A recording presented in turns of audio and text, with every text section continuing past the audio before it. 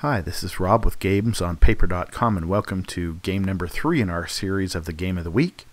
This one is Battleship, the game you may remember from childhood with a little fold-up plastic laptop-like thing, and battleships and little white pegs that got lost and scattered all over the house. When you do it on paper, it's actually simpler in my opinion, less fuss and mess. But basically, if you're familiar with a game, you know that there are battleships that you have to place on a grid. You have a 5-space battleship that you have to place, an aircraft carrier. You have one cruiser that takes up 4 spaces. You have 2 destroyers that take up 3 spaces each. And you have a submarine, 2 submarines that take up 2 spaces each. Your opponent does the same thing where you can't see, and then all you do is you take shots at each other.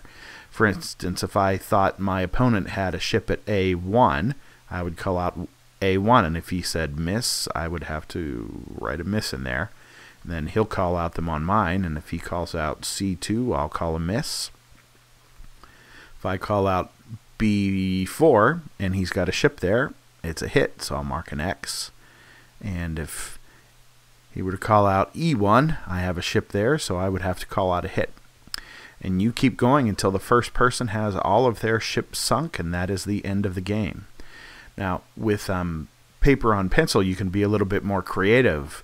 When you actually have the real game, you can't do diagonal ships because the little ships wouldn't fit into the pegs wouldn't fit into holes that way. But there is no reason at all that you couldn't do diagonal ships if you wanted to in this game. So if you want to do a little bit more advanced version, you're always welcome to give that a shot. Might make things even a little bit more difficult. Well, enjoy this game. Most of you have probably played it from childhood. Paper and pencil version is an awful lot easier on car trips, trust me. Stay tuned next week, where there will be a brand new game. Thanks for watching.